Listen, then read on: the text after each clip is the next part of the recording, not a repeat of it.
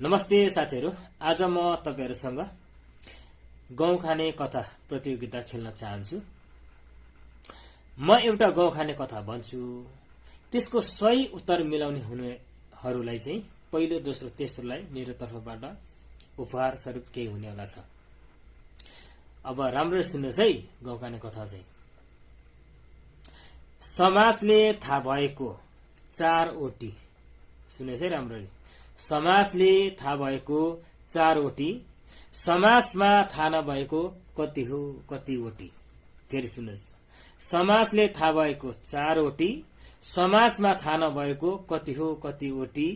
उहाँ बोको उपनामबाट परिचित, राष्ट्रमा मात्र होइन अन्तर्राष्ट्रमा पनि ख्याति प्राप्त भएको व्यक्ति, हिजो आज सानो टेलर पनि सार्वजनिक भएको। को होला त्यो व्यक्ति? सही उत्तर मिलाउनेहरूलाई मेरो तर्फबाट उपहार हुनेछ। सोच समझ गरेर नाम मेन्सन गर्नुहोला कमेन्टमा। र